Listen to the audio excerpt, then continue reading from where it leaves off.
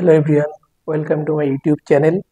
তো আজকে আমরা কেমিস্ট্রিতে কনসেপ্ট নাম্বার 4 কনসেপ্ট নাম্বার 5 পড়ব।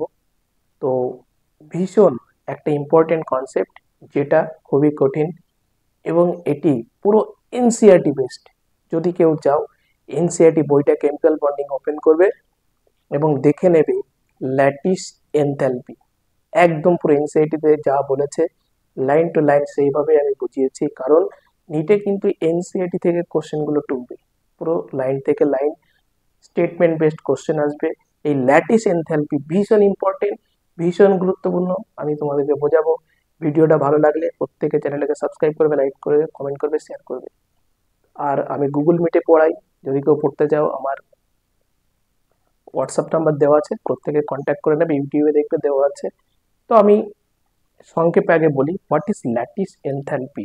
ল্যাটিস এনথ্যালপি হচ্ছে এমন একটা ব্যাপার যে কোনো একটা আয়নিক সলিড কম্পাউন্ডকে যে পরিমাণ এনার্জি দিলে পুরো কি হয়, কমপ্লিটলি সেপারেট হয়ে যায়। যে পরিমাণ এনার্জি দিলে পুরো কমপ্লিটলি আয়নিক কম্পাউন্ডটা সেপারেট হয়ে যায়। তাহলে আয়নিক সলিড কম্পাউন্ড থেকে কিসে পরিণত হবে? গ্যাসিয়াস স্টেটে কনফার্ম হবে। সেটাকে আমরা বলবো ল্যাটিস এনথ্যালপি। এনথ্যালপি মানে চেঞ্জ অফ এনার্জি। আর ল্যাটিস কথার অর্থ কি? ল্যাটিস কথার অর্থ হচ্ছে যে মেনি ইউনিট সেল, অনেকগুলো ইউনিট সেল একত্রিত হয়ে গঠন করে আমাদের ল্যাটিস। আবার ল্যাটিসটাকে কি বলা যেতে পারে? ল্যাটিস হচ্ছে অনেকগুলো কম্পাউন্ডকে যদি রেগুলার ডিস্টেন্সে রাখা হয়, যে গঠনটা তৈরি করে সেটাকে বলা হয় ল্যাটিস। আমি দেখাচ্ছি, দেখো, প্রত্যেকে জিনিসটা লক্ষ্য করো। তো এখানে বলেছি ল্যাটিস এনথ্যালপি টপিকের নাম। What is lattice? তাহলে টপিকের নাম ল্যাটিস এনথ্যালপি। তাহলে আগে আমাকে ল্যাটিস সম্পর্কে বুঝতে হবে, ল্যাটিস কাকে বলে। তাহলে এই যে একটা গঠন এঁকেছি, তাহলে এই যে এই পয়েন্টগুলোকে কি বলে? Lattice point. এই পয়েন্টকে কি বলে? Lattice point. এগুলোকে বলা হয় ল্যাটিস পয়েন্ট। তাহলে ল্যাটিস পয়েন্টটা কি? তাহলে ল্যাটিসটা কি? রেগুলার কোনো অ্যাটমকে লং রেঞ্জে রাখলে যে গঠন পাওয়া যায় তাকে বলা হয় কি? ল্যাটিস।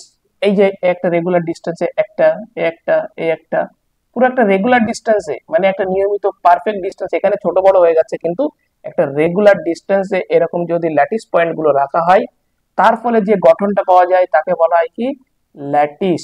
এই ল্যাটিসের মধ্যে কি থাকে? একটা ইউনিট সেল থাকে। কি থাকে এখানে? প্রতিটা ইউনিট সেল থাকে, প্রতিটা ইউনিট সেল। তাহলে একটা ইউনিট সেল, একটা ইউনিট সেল, একটা ইউনিট সেল, একটা ইউনিট সেল, তাহলে অনেকগুলো ইউনিট সেল মিলে তৈরি করবে কি? আমাদের ল্যাটিস তৈরি করবে। এবং এই ইউনিট সেল আর ল্যাটিস পয়েন্ট যুক্ত করে কি তৈরি করবে? Crystal lattice. এটাকে কি তৈরি করবে? Crystal lattice. এবার এইবার আমরা আসি কি ল্যাটিস এনথ্যালপিটা কি। The lattice enthalpy of an ionic solid is defined as the energy required to completely separate, পুরো কমপ্লিটলি সেপারেট করতে হবে ওয়ান মোল কিন্তু completely separate 1 mole of ionic solid. এই যে কাকে সেপারেট করবে? 1 mole of ionic solid compound into gaseous constituent ions. তার মানে কি? মনে করো একটা সোডিয়াম ক্লোরাইড নিলাম, এটা solid ionic compound. Sodium chloride একটা সলিড আয়নিক কম্পাউন্ড।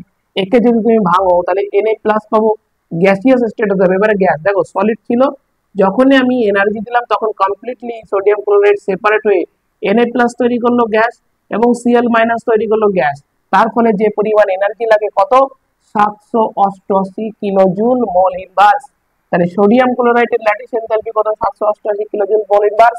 সোডিয়াম ক্লোরাইডের lattice enthalpy 788 kilojoule mole inverse বলতে বোঝায় 788 kilojoule energy is required to separate 1 mole of solid sodium into 1 mole of Na+ gas and chlorine gas of infinity distance। তাহলে sodium chloride, ionic sodium ক্লোরাইডকে যদি ভাঙা হয় তাহলে কি হয়? একটা পজিটিভ চার্জ, একটা নেগেটিভ চার্জ আছে। তাহলে এই দেখো পজিটিভ চার্জ, এই হচ্ছে নেগেটিভ চার্জ। তাহলে এদের মধ্যে ডিসটেন্স কি হবে? কতটা ডিসটেন্স হবে? এই ডিসটেন্সটা হবে ইনফিনিটি ডিসটেন্স। মাইন্ড ইট, এটাই বলা হচ্ছে এখানে ইনফিনিটি ডিসটেন্স। যখনই পজিটিভ চার্জ নেগেটিভ চার্জ হবে তাহলে কি ডিসটেন্সটা কত হবে তাদের মধ্যে?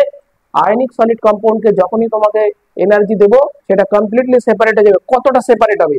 এরকম ছিল, দিস ইজ আয়নিক কম্পাউন্ড, এটা কি? ব্যাপারটা হচ্ছে এটা একটা ionic compound, ionic solid, sodium chloride মনে করে এটা। এবার এটাকে আমাকে কমপ্লিটলি সেপারেট, 1 মোল কিন্তু 1 মোল সোডিয়াম ক্লোরাইডকে কমপ্লিটলি সেপারেট করতে হবে। সেপারেট করতে গেলে এখানে কি করতে হবে, আমাকে এনার্জি প্রয়োগ করতে হবে। কতটা এনার্জি দিতে হবে, 788 কিলোজুল মোল ইনভার্স। তাহলে যখন এনার্জি দেব এটার মধ্যে একটা ডিসটেন্স, দেখো ডিসটেন্স এই যে ডিসটেন্স হচ্ছে এই ডিসটেন্সটা কত, ইনফিনিটি ডিসটেন্স, ইনফিনিটি ডিসটেন্স সেটাই বলা হয়েছে।